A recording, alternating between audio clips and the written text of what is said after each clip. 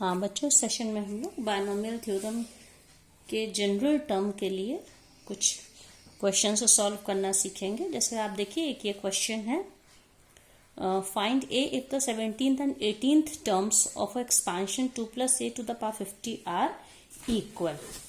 ठीक है, तो हम लोगों ने क्या फॉर्मूला पढ़ा है पिछले सेशन में कि अगर x + y to the power n के एक्सपेंशन में general term that is r+1th term के लिए क्या फॉर्मूला होता है, tr+1 इज NCR। r+1 है तो देखिए r यूज हो रहा है हर जगह पे, NCR x to the power n - r and y to the power r। ये हम लोग फॉर्मूला यूज करते हैं। तो इसी फॉर्मूले पर बेस्ड हम लोग को क्वेश्चन करना है। तो यहाँ पे आप देखिए r+1 की वैल्यू फर्स्ट केस में 17th एंड 18th टर्म लिखा है, r+1 = 17th। तो इसका क्या मतलब हो गया, r = 16। तो इसलिए जब हम लोग t17 निकालेंगे, t17 मीन्स t16 + 1। और n की वैल्यू क्या है इस क्वेश्चन में, आप देख लीजिए n की वैल्यू 50 है, n = 50। Okay, and x is 2 and y is a। तो इसको हम लोग कैसे लिखेंगे, NCR 15C और यहाँ पे r क्या था 16, 15C 16, then x to the power that is 2 to the power n minus r, so 50 minus 16 and a to the power y to the power r, that is a to the power 16।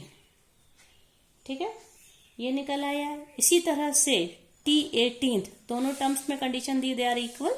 t18th को क्या लिख सकते हैं, t17 + 1। It means we have to substitute 17 for r। जहां जहां पे r इस फॉर्मूले में है, n की वैल्यू सेम 50 रहेगी, बस r की वैल्यू चेंज हो जाएगी। सो 50C 17, 2 to the power 50 minus 17 and a to the power 17। Okay, but according to the question 17th and 18th terms are equal, it means t17 is equals to t18th। तो अब हम इसको equate कर देंगे आमने सामने। t17 में क्या है, आप देखिए ये है 50C 16, 2 to the power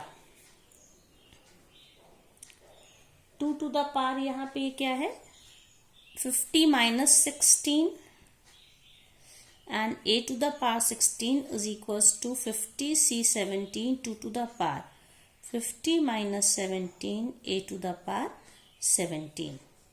okay, तो इसको हम लिख सकते हैं 50C 16, 2 to the power 50 minus 16 is 34, a to the power 16, again 50C 17, 2 to the power 50 minus 17, so it will be 33 and a to the power 17। So it means we can compare here। अब इसको हम इस तरह से लिख सकते हैं 50C 16, हम इसको उठा के इधर ले आते हैं 50C 16 upon this is 50C 17। और किसको इक्वेट कर सकते हैं, 2 की पावर्स को भी, 2 to the power 34 upon 2 to the power 33 is equals to a to the power 17 upon a to the power 16। आप देख सकते हैं, it is clear from RHS। Okay, कि यहाँ पे इसको सॉल्व करने पे ऊपर 17 है, नीचे 16 है, मतलब यहाँ पे a बचेगा। This is a, RHS is a। और यहाँ पे क्या हो जाएगा, ये जो वैल्यूज हैं ये 50C 16 upon 50C 17 into 2 to the power 34 और 33, तो एक 2 यहाँ बचेगा, into 2 is equals to a।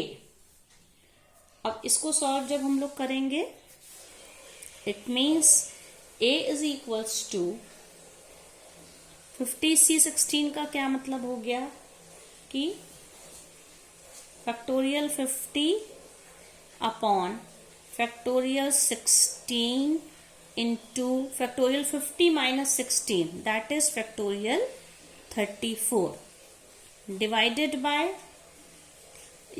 Bye या इनटू करके हम इसको, क्योंकि ये जो न्यूमरेटर और डिनोमिनेटर के चेंज इसके इंटरचेंज हो जाएंगे, और यहाँ पे इस वाले को हम यहाँ पे लिखेंगे 50 फैक्टोरियल 50 यहाँ पे आ जाएगा, ओके। और ये वाला टर्म, क्योंकि डिवीजन ये वाला टर्म यहाँ पे आएगा, और ये जो टर्म है इसका ये ऊपर आ जाएगा। Factorial 17 into factorial 50 minus 17, that is factorial 33, ये a की वैल्यू। तो आप देखिए ये कैंसिल हो गया, सो a इज इक्वल्स टू, ये क्या हो जाएगा 17 into factorial 16 into factorial 33 upon factorial 16, 34 को क्या लिख सकते हैं 34 इंटू फैक्टोरियल 33। तो आप देखिए ये कैंसिल हो गया, ये कैंसिल हो गया।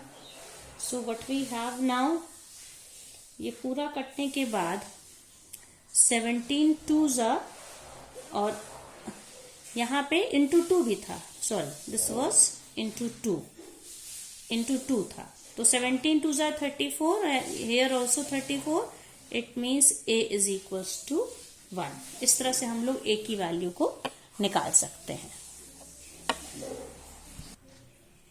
हाँ बच्चों, ये एक और क्वेश्चन है, find the coefficient of x to the power 6 y cube in the expansion of x plus 2y to the power 9। मतलब अगर हम इसको पूरा बायनोमियल थ्योरम से एक्सपांड करें तो हमें एक टर्म मिलेगा x to the power 6 y cube, उसका कोफिशिएंट मतलब उसके साथ नंबर क्या होगा, ये हमें पता करना है।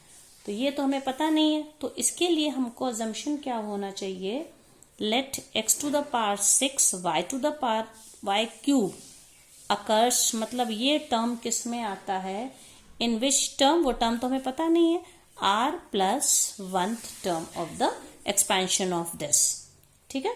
तो इसका क्या मतलब है कि हमें टी आर प्लस 1 पहले निकालेंगे। हम ये मान के चल रहे हैं कि टी आर प्लस 1 में x और y की जो भी पार्ट्स होंगी, तो x की पावर 6 होनी चाहिए और y की पावर 3 होनी चाहिए, ओके।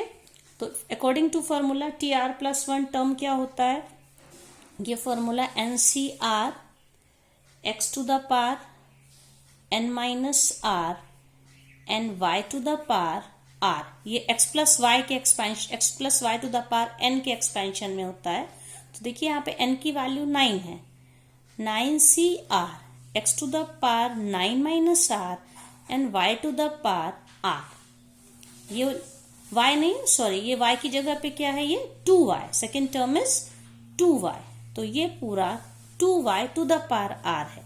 इसको हम और कैसे लिख सकते हैं, NCR x to the power 9 minus r, अब 2y to the power r है, मतलब 2 to the power r and y to the power r।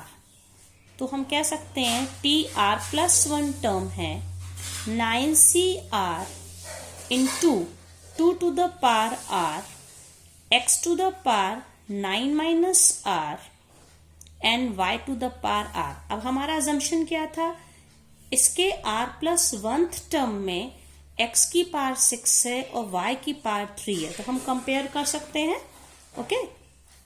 तो यहाँ पे x की r प्लस 1th टर्म में x की क्या पावर है, 9 minus 2, x to the power 9 minus 2 is equals to x to the power 6, okay.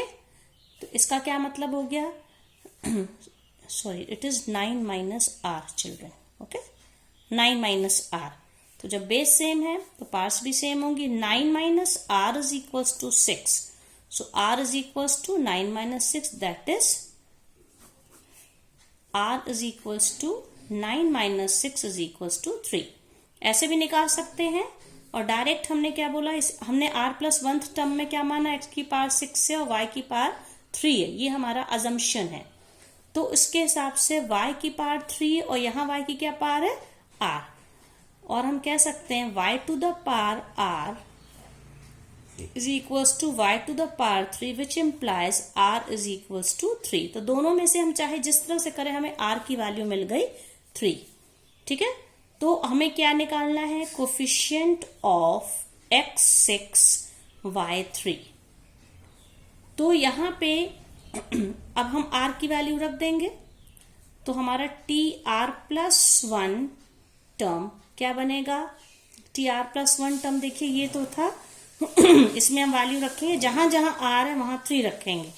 NCR it means NC3 x to the power 9 minus R, okay 9 minus R ये देखिए इसमें, और x to the power 9 minus 3 that is x to the power 6 और R की 3 y cube. और इसके साथ एक टर्म और कौन सा था? 2 टू द पावर R, मतलब 2 टू द पावर 3। तो अब आप इसमें देखिए कोफिशिएंट ऑफ x6y क्यूब क्या है? x6y क्यूब के साथ किसको मल्टीप्लाई किया गया? तो एक ये टर्म और एक ये टर्म, ठीक है। इसका कोफिशिएंट का मतलब है इनके साथ जो नंबर इसके प्रोडक्ट में है that is 9c3 into 2 cube, that is 9c3 into 8। और 9c3 का क्या मतलब हो गया बच्चों? Factorial 9 upon factorial 3 factorial 9 minus 3 that is factorial 6 into 8। तो ये सॉल्व करने पे हम लोग को क्या मिल जाएगा? 9 इंटू 8 इंटू 7 फैक्टोरियल 7 ये हो जाएगा, क्योंकि इंटू फैक्टोरियल 6 हम लिखेंगे, और यहाँ पे 3 इंटू 2 इंटू फैक्टोरियल 6 इंटू 8, तो ये कैंसिल हो गया, ओके। तो ये वैल्यू ओवरऑल सॉल्व करने पे क्या मिलेगी? 672, मतलब x to the power 6 y cube का कोफिशिएंट क्या है? 672।